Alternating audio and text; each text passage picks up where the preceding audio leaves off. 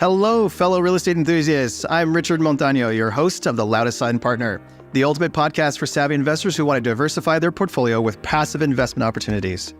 Join me as we unravel the secrets of successful real estate investing, where knowledge meets profit. Whether you're a seasoned pro or just starting, we've got insights, news, and inspiring stories you need. Let's turn the page on your real estate investment journey together. This is the Loudest Silent Partner, where your investments speak volumes. All right, Tyler, thanks for coming. Thanks for joining the show. Welcome to the Loudest Silent Partner, which is my podcast where we share information, ideas, and insights to silent investors who invest with like syndicators like myself. And I'm really excited to have you on the show because, you know, you and I have recently done some deals together.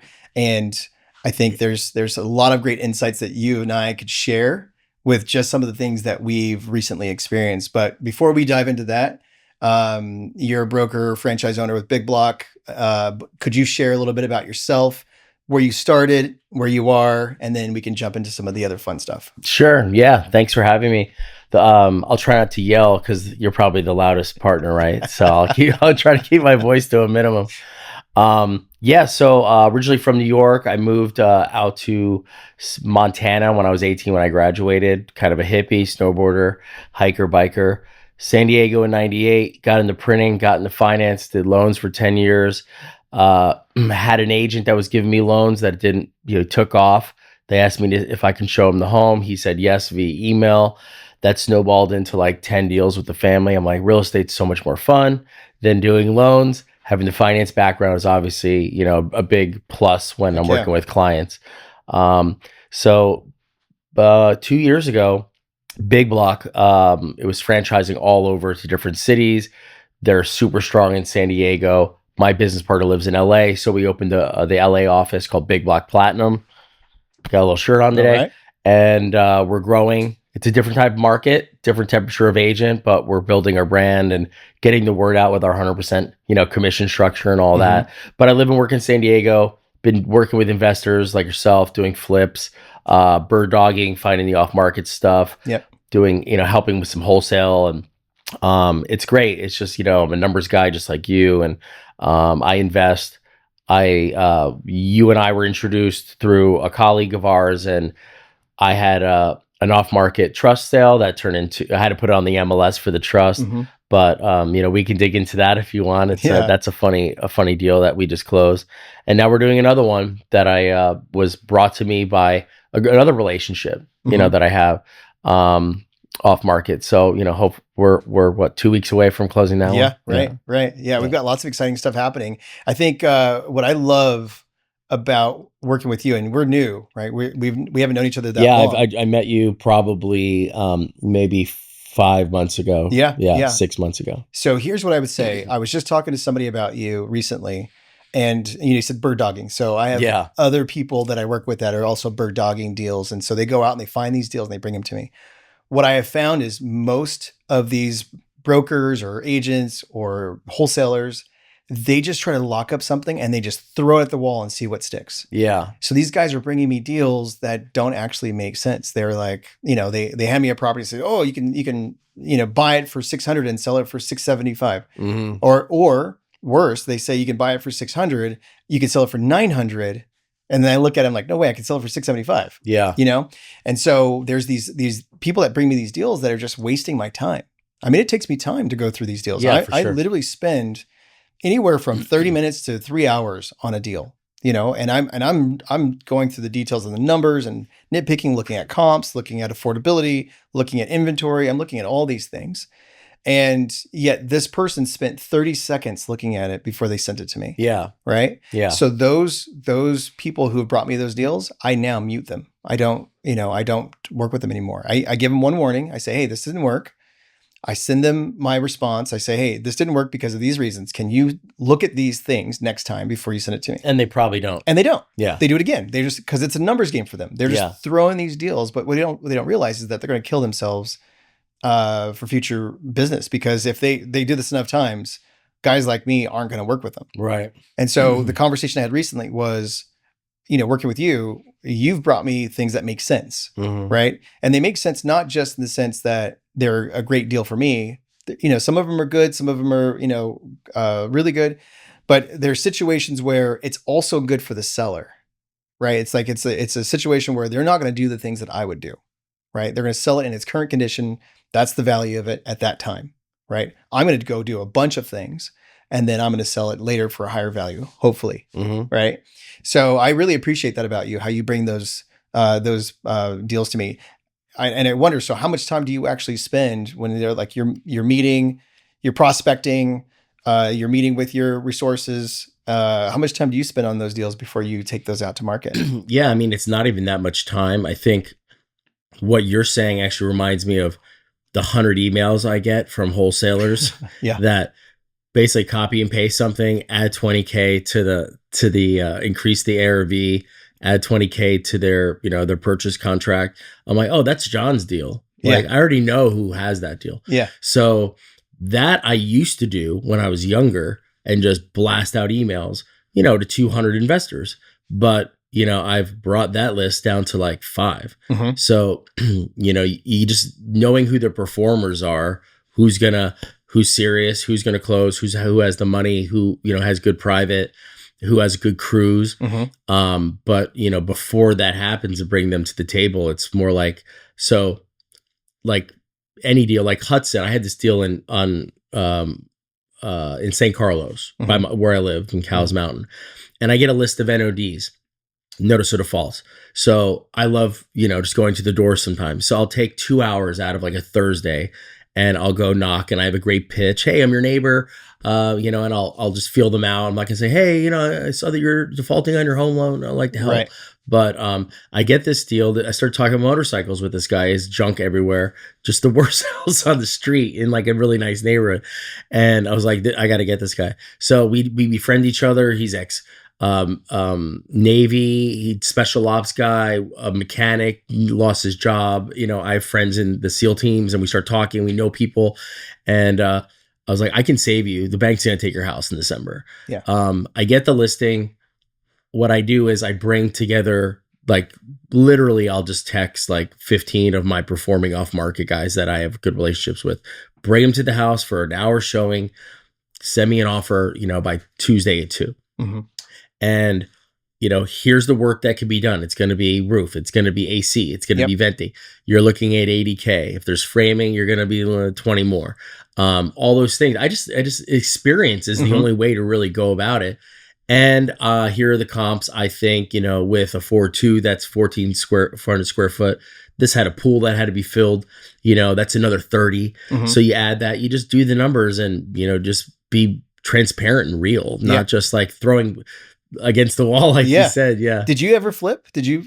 Yeah. So when my first brokerage that I went to when I left lending was Para Capital Group. It was a little boys club, like a lot of yelling and, just go getting guy that taught me a lot. And then the broker and the partner split.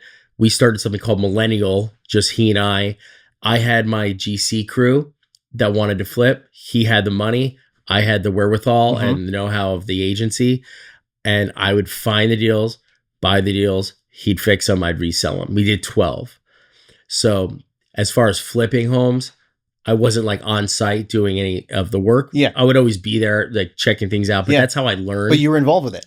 Yeah. I mean, I was a third partner on like 12 flips. Yeah. So that makes sense. So I always have this saying, who better to serve than your prior self?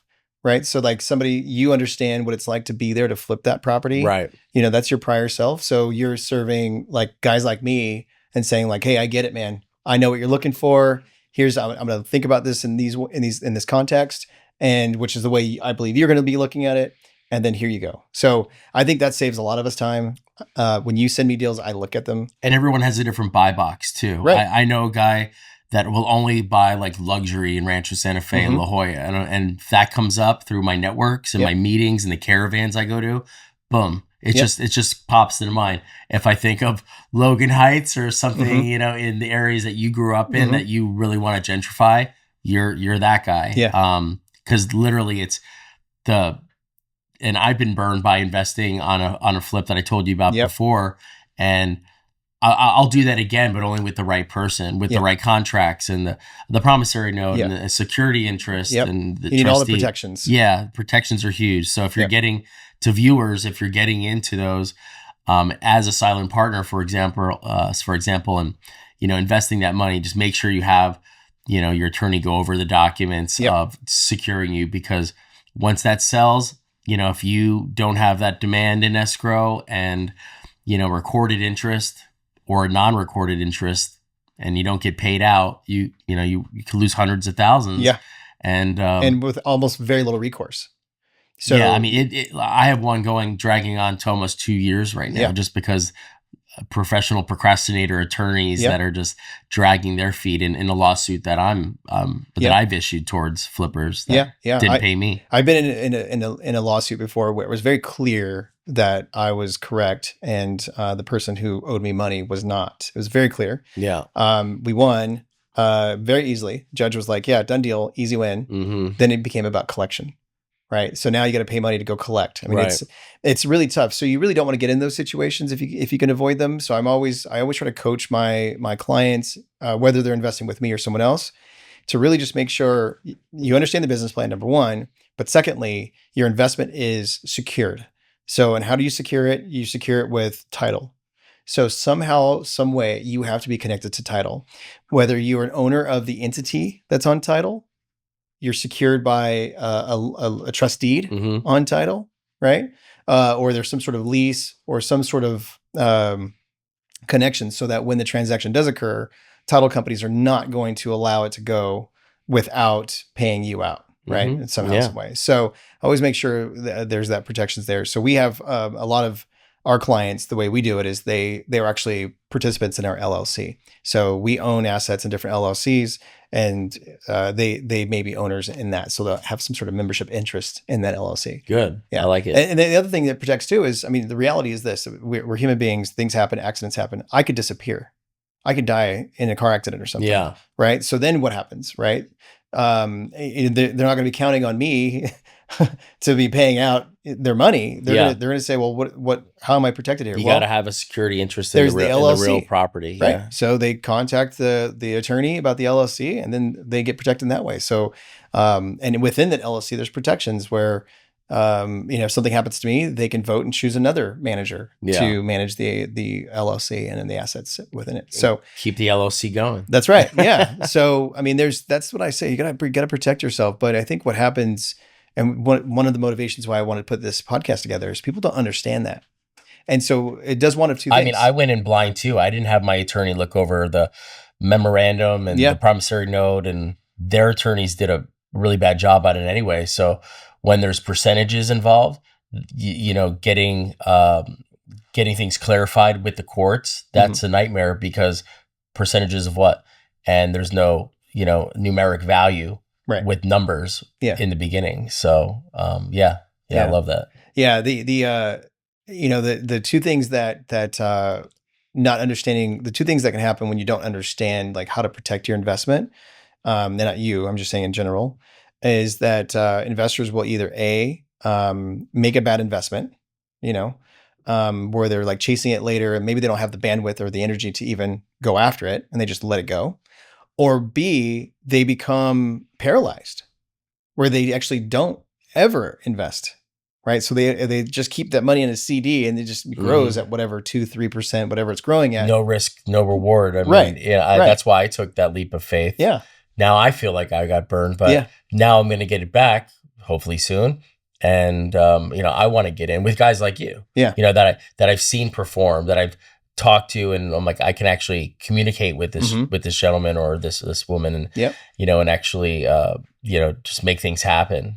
So, we've been doing this since 2008, and, we've had a lot of success. We've had some deals that didn't go exactly how we thought they would go. But I have a lot of repeat investors. They keep coming back. They say, well, maybe this deal didn't make as much money as we thought. Right. But we know you, and we feel comfortable with you. Right. And so let's do the next one, and then we keep doing them. And we have, most of our deals have done really well, most of them. And so a lot of our clients are just, they're like, okay, if there's a blip, which there's only been one. And really. you always factor in that, contingency, fund, where it's like, oh, we didn't see the foundation. Yeah. We got to call, this guy, and that's going to be an extra $20K, on the on the small side. I've seen some big foundation jobs that would pop up when you get under there, and you're looking at like 40,000. Oh, I should show you the one that we just did. It's pretty incredible. I mean, there was drywall against the concrete. They took the drywall off, and it was like, holy cow, what did we just get into? Right. So there's definitely those, but we were prepared for that. Drywall doesn't like hold the concrete. That's exactly right. It did not support the concrete whatsoever. So that's good. So how do you find deals? I mean, I think I love that example of the NOD list, then going and walking the neighborhood. Yeah. What other ways? That's something like I literally was a gold mine for me, because it was like I went direct, and with the pool of this house on that NOD, it couldn't go on the MLS. He was a hoarder, it was unsafe. The concrete's coming out of the pool. So, I explained, what I can do and get him the highest price. And I did. I had all of my off-market guys. I'm like, no, it's too low. Come up, blah, blah, blah. John's doing this. Elliot's doing this. So, I'm working for him. Yeah. And I want him, because he had tax liens. He had all these things on there. I helped him get his taxes. I helped get his the new rental. I really, really go overboard for my clients. Yeah. And I just can't help it. It's just like, it's like in me. And my lender that I use, she refers me all the time to listings and buyers, because she's seen what I do or I've done. And, she's like, look, don't use that guy. He doesn't do what Tyler does. Use him. But, how do I find? Yeah. So with the one maybe on Detroit, that's a flipper that I met in my neighborhood, because they have a lot of actives now.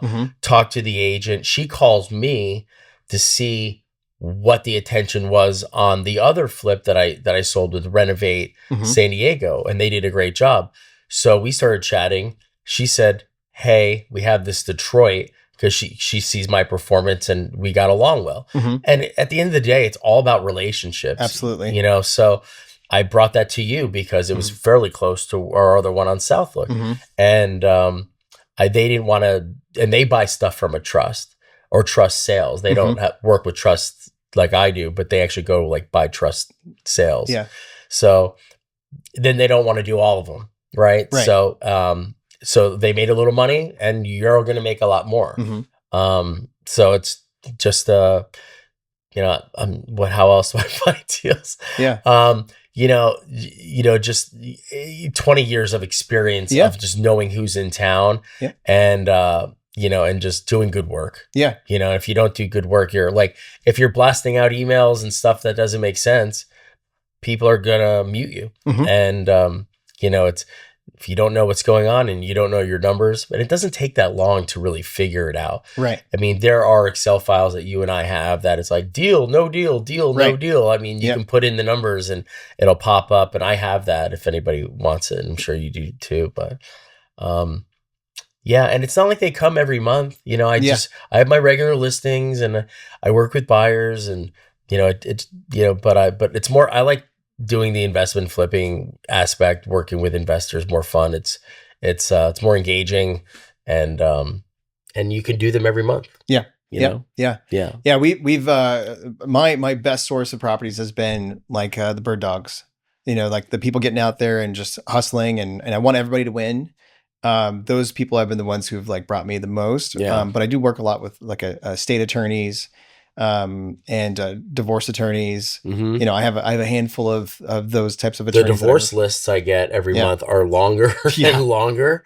And I just honestly, there is a podcast that talks about that, and I'm going to look into this divorce attorney gal that is reaching out to agents to teach them like what to do with this. Yeah. So I think it'd be an odd kind of conversation to have. Yeah. Look, I know you're getting things don't work out. Good things happen to, or bad things happen to good people. Let me sell your house. You got to figure out your pitch on that. Yeah, definitely got to memorize that one. But I get these lists, and every month, and I'm like, wow, that one gets longer and longer and longer. So was it 50% these days? Oh yeah, the percentage is pretty high these days. But yeah, it's the death, divorce, and dissolution. Those are the 3 Ds that really are kind of a good source of distressed properties. Yeah. Right. I mean, obviously there's a lot of traditional sales, things like that you still do. You still work on those as well and have agents that do that. but I typically don't work in that space, almost ever.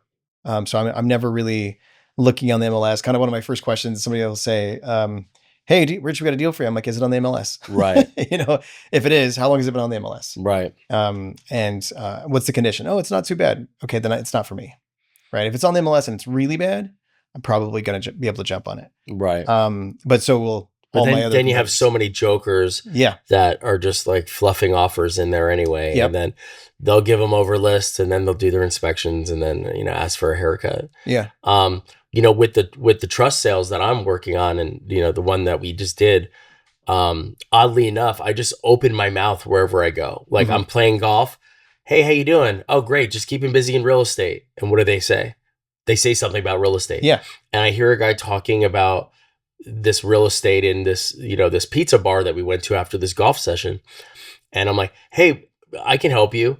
And that's the guy, that's the trustee from the, the beneficiary, or one of the beneficiaries from the trustee that he and I kept in touch. He's like, I want Tyler to sell all my mom's houses.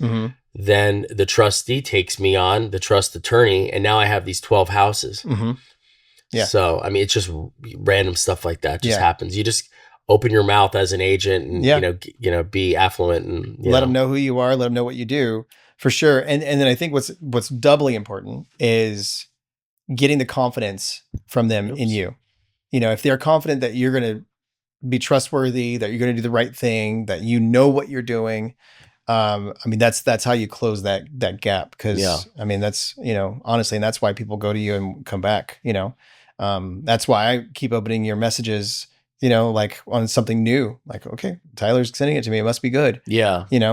All right. So let's talk about one of these deals. Okay. So we just closed on one a few weeks ago, and there are all kinds of issues with this property. This was probably the most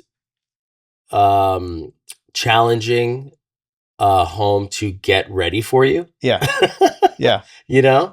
Because, for the viewers watching, we had squatters that wouldn't leave. We had probably 15 hauls of trash, break-ins, constant, new people coming in, what to do with the closing because you wanted it cleared and vacant. You bring in your GC, we do a lockout. I'm asking people to leave. I'm doing haulings. New people would break in, and it was a constant. And you're there now. Yeah. We finally got it done. What are you doing with the property? Because you said people are still coming back. Yeah. Yeah. So we've had people come back a couple times. We've had to call the police only once since then. Yeah. We had, there's an RV that was on the property. I towed the RV. You towed it. And then she got a key and drove it back to the house and long corded electric in from the house so she could have some power. They literally spliced into the panel that was not even connected. It was like the electricity wasn't turned on, but they bypassed the panel and went to the main electrical. Well, when I was there with your contractor, he was boarding it up, and we saw all the electrical cords just like, these guys, like, you really have to know about electricity to get into these little grids and kind of solder stuff on. And not die. Right? So obviously they have some skills. So I'm like, why don't you just go to work and do that? Yeah. It was, you had to be there constantly. Like I did every week, just pushing them, knowing it. Cause if you're not present, they're just like, these guys aren't doing it. Right. Yeah. They'll just keep coming back and dropping anchor. Well, fortunately they were polite people. Totally polite people. But they just even helped us clean at times. Right. Right. So we finally got them out. They brought the RV back. Then they tried to do a yard sale or something. Right. Then the police came again, which we did not call that time. Yeah. Cleared it all out. They had some organization, urban something. Yeah, you mentioned. Yeah, they were taking the appliances. And they took everything. Yeah. Yeah. So they actually, fortunately for us, they saved us some money. They saved us probably about 4 dump hauls. So they got the stuff off. And since then, we haven't had anybody on site. Yeah. So it's been great. So we got our guys in there. We did all the demo work. We're going to fix up the two units. It's a duplex. Right. And then we're adding a third unit in that enclosed workshop in the back. Nice. So that's what's going to happen next. And so I'm really excited. The engineers already working on it. So we should have that approved probably in like 9 months. And then we'll we'll add that third unit. Excellent. But in the meantime, we're going to renovate with nicer finishes. So this is going to be like a new looking property. Right. We're going to do all new stucco, new windows, all new flooring. The place is completely gutted. You're going to keep it as a 2-1 in the front? It's going to be a 3-2. You're going to pop it out? Yeah. So it's going to be a 3-2 in the front, and then the one in the back is going to be we're going to make it a better 2-1. So we're actually reducing the size of the bathroom, some other things. And Right. so yeah, it's going to be a 2-1 and a 3-2. Nice. And then we're going to do separate yards so that it just increases the value for them because they have a private yard. And it's high density. And that's another thing, Right. People don't realize. It's like when you get an asset like that, I literally I'm like, you can put 4 units on here. Look at the guy next door sectioning out the back. Mm-hmm. You can go to, and this just comes with experience and knowledge of like this kind of stuff. The setbacks are like right to the alley. Yeah, right. I mean, those types of things. There's lots you can do. Mm-hmm. I don't see a lot of people building up. I do see some garages. Yep. Some ADUs going above the garages and stuff. But once you finish that house and you do the next door one, I mean, the street is like back to normal, and everybody on that street that I've met, they're like, thank you. Yes. Oh yeah. Like this has been ridiculous. Absolutely. Yeah. I've already met one neighbor. They said thank you, but then they're moving. And then the neighbor right across the street, they're actually renovating now their house. They're rehabbing their house. Like, look, yeah, this guy's going to get our prices up. That's right. Let's put the money into what we want to do finally. Yeah, I love that. So you mentioned earlier about how I want to like improve these neighborhoods. Right. So growing up in San Diego, I went from poor living on the streets to, growing up in a suburb in Alpine of San Diego. So I've seen it all. And now I've watched like Logan Heights and National City, Mountain View, Encanto, Valencia Park, all those areas there south of the 94 and down to like the 54, right? So you got all these really, really cool neighborhoods, but they've just been disenfranchised over the last, 10 decades. Right. So now we see a transition because housing is so difficult in San Diego. There's a lot of demand and there's not enough supply in San Diego. I think we're about 70,000 units short of how many residential units we need in San Diego for the current population. So there's demand, but there's also these really cool neighborhoods that are kind of scary to some people.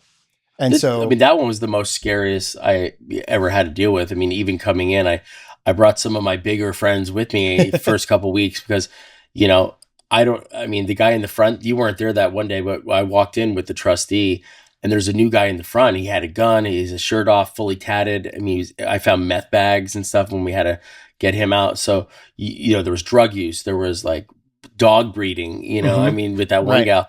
I mean, probably everything that could go wrong, went wrong on that house. Yeah. Yeah. Yeah. It's pretty wild. But, for those people, they're obviously living in a pretty bad situation. Right. So helping them like make choices, because right now, at that time, they were just able to just be there freely and do whatever they wanted, you know? And so like kind of pushing them a little bit to make some better choices. Who knows what happens with these people afterwards, but also, there's kids that live on the street and these kids have to walk by, as these things are happening. So I feel like, although I'm going to make a profit, my intention is to, at least I hope I do, right. Is to also do an improvement and improve the community for the families that live there and future generations. And so one of the things I will say is I don't go in and do a half-assed job. I don't go in and do lipstick on a pig. I literally pull things apart and rebuild. So I'm not rebuilding every stick, but I'm rebuilding from the sticks inside. I make sure they're good and I go in from there. So, meaning I'm like opening up all the drywall, new insulation, new studs if they need to be there, new floor joists, all kinds of stuff. And then I build back into all the pretty stuff. Right. And so usually, I know you've probably seen my work, and different properties around San Diego, and it's good work. Right. And I think a lot of investors don't do it because a lot of times they're afraid they're not going to get the return on their investment and it's not worth it because look at how they were living before anyway. So I'm not going to fix it up. Right. The reality is the people who are living there also want a fixed up place. And so the whole saying, build and they'll come, that's real. Right. I mean, I've done this. I've proven it over and over. Golden Hill, I built a brand new building that people told me I was crazy about, and I built that up and got rents that were double what other properties were renting for. And that's because we built a product that people could afford and they wanted. But the problem was they were limited to just that. Well, next thing is now you have nicer families coming in who are now willing to have pride of ownership or pride of tenantship, right? They're tenants, but they still have pride in where they live.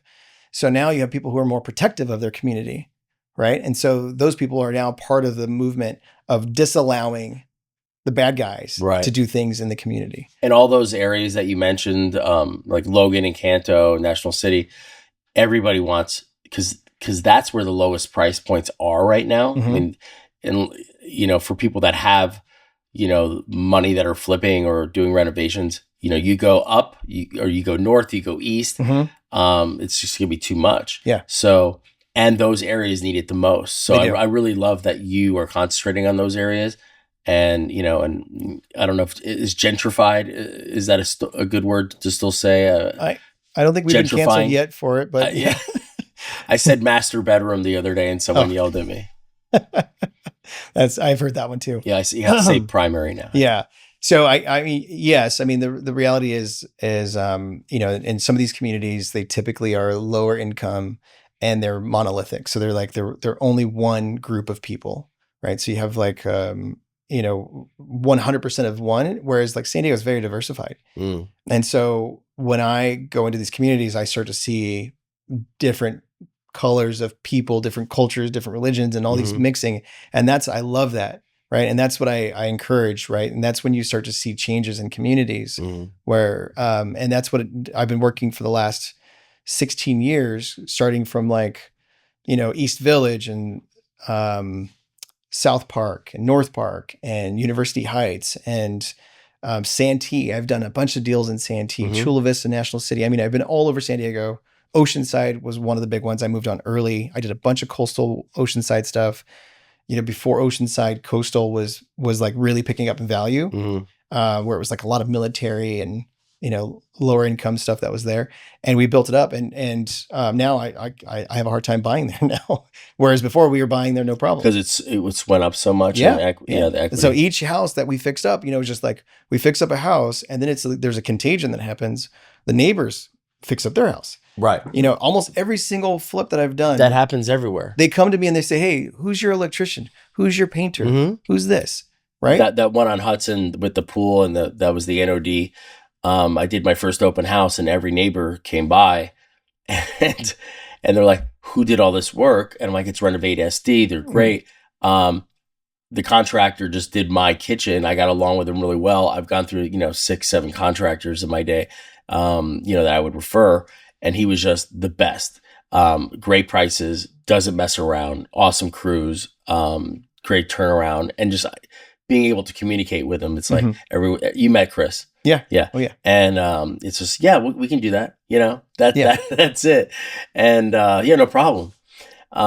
So I gave his card out and his number. And I think he did he's doing 4 remodels to the neighbors on the street. Wow. Yeah. And that's what I like to do. I grew up like, hey, you were nice to me. You gave me this. Hey, let me do you a favor kind of thing. So I'm all about connecting people and just like doing people favors. Like this one guy is a flooring guy. Hey, thanks for giving me that job. Oh, let me give you 10% of the next deal. I'm like, no need. I don't need 10% of, let me know if one of your friends want to buy or sell a house in a couple of years. I'll be good. So stuff like that. I just love connecting people. Yeah, absolutely. I think one of the best paybacks is somebody doing a good job. Yeah. Right. That's if like Chris does a good job for somebody you referred him to, that's money. Yeah. Right? It just makes everybody happy. Yeah. Yeah. Awesome, man. Well, we're going to wrap up, but I'll tell you, man, it's been cool having you on the show. Thanks for having me. It's fun. Time flies by, right? I mean, it goes by so fast. Yeah. I hope we do more deals together. Any way that we can help you, of course, I'm going to send you business and help you out. I'm going to do more business with you. So that's going to be good too. So, but yeah, thanks a lot, man. Appreciate you. Cool. Thanks, Rich. Thanks for having me. Yeah.